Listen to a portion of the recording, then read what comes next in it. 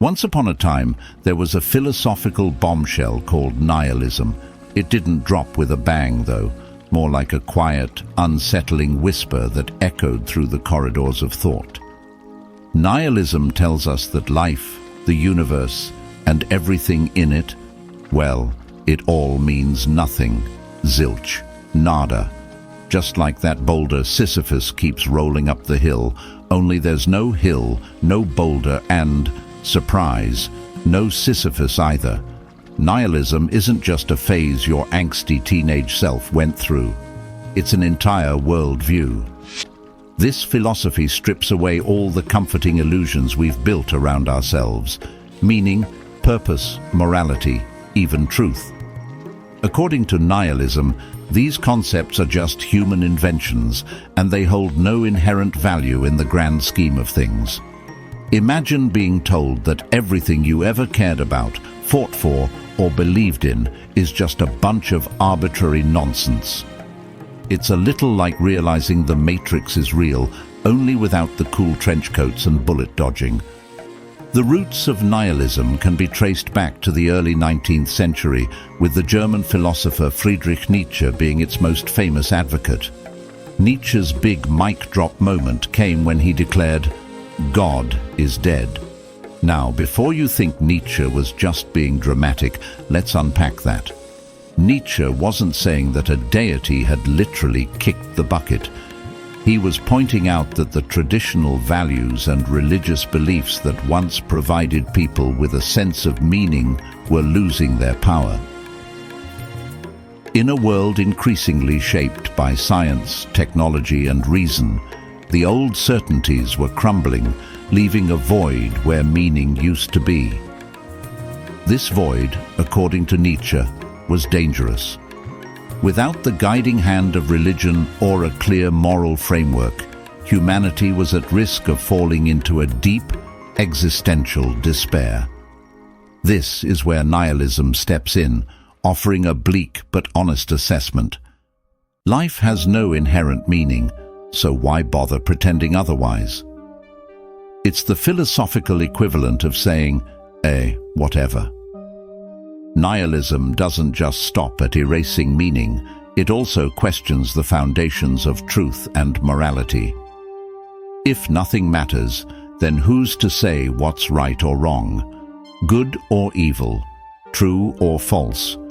These distinctions become meaningless in the face of the ultimate nothingness that nihilism posits. It's a terrifying thought, one that has led many to view nihilism as a destructive and dangerous ideology. But here's the kicker: nihilism isn't necessarily about sinking into despair or apathy.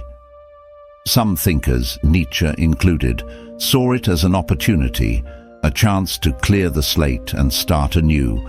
If life has no preordained meaning, then it's up to us to create our own. In this way, nihilism can be seen as both a threat and a challenge. Do we succumb to the void, or do we rise above it, forging our own path in a meaningless world?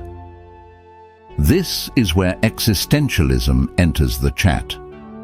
Existentialists, like Jean-Paul Sartre and Albert Camus, took the bleak outlook of nihilism and flipped it on its head. They argued that while life may not have any inherent meaning, that very absence of meaning is what makes us free. Free to create our own values, our own purpose, our own identity. In this way, nihilism and existentialism are two sides of the same coin. One shows us the void, the other shows us how to fill it. So, what does all of this mean for us, sitting here in the 21st century? Well, it means we're faced with a choice. We can embrace the void, acknowledging that life is essentially meaningless, and let that realization paralyze us. Or we can take it as a call to arms, a challenge to create our own meaning in a world that offers none. It's not an easy task, and it requires a level of courage and creativity that can be daunting. But maybe that's the beauty of it. In a world without inherent meaning, every moment, every choice, Every action becomes a blank canvas, waiting for us to leave our mark. Nihilism may show us the void, but it's up to us to decide whether we fall into it or rise above it. And who knows, maybe, just maybe, in the act of confronting the void, we might find a kind of meaning after all. Not the kind that's handed down from on high, but the kind we create with our own two hands, against all odds. So, in the end, maybe nihilism isn't about despair, it's about freedom. The freedom to define our own existence, to carve out our own slice of meaning in a meaningless universe. It's a daunting task, no doubt, but also an exhilarating one. After all, if nothing matters, then everything matters. And that's a thought worth pondering, don't you think?